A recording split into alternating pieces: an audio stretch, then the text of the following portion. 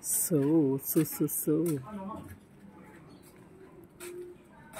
Ayan mga kamarya, nandito ulit tayo. Ayan, yung kahapon hindi pa nabaklas dyan. Ngayon nabaklas na. Ayan, oh. Yung sa CR, ayan, nabaklas na siya. Oh. Sa loob, ayan yung bubong nabaklas na. Oh. Ayan, sobrang dami ng kahoy. Baka gusto nyo ng panggatong. Siyempre, pwede, pero kayo ang kumuha. Ayan, mga panggatong, ang dami. Wag lang yung cabinet ko. Kasi may gagawin pa ako dyan. Ayan, nabaklas na nila yung mga kahoy na wala na. Yung mataas na bahay na yun, hindi na yung gagalawin. Pintura lang dyan.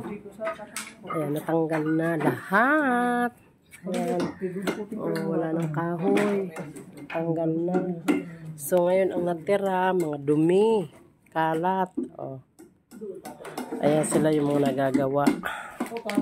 Dami, no? Ito yung pangalawang araw. Ngayon nila pagbaklas ay pa yung mga lalaking kahoy. Ayan, yero. Doon tayo sa taas para kitang-kita nyo. Akit tayo sa taas. Akit na naman tayo sa rooftop. Sasakit na naman ang tuhod ko. Ay, Diyos ko, Marimar.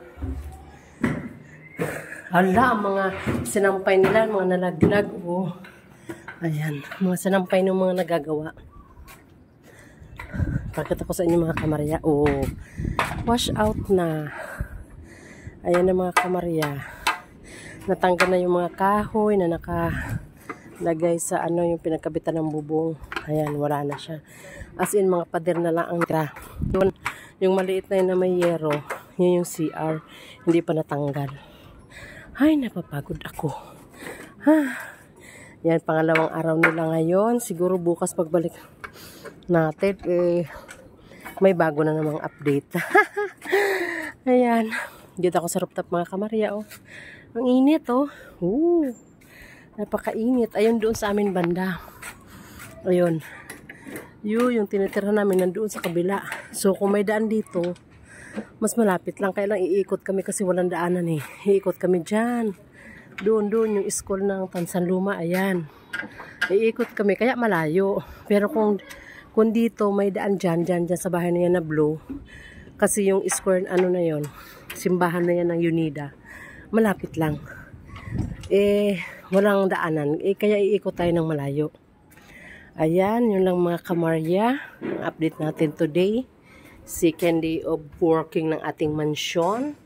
Mansion renovation. Bye!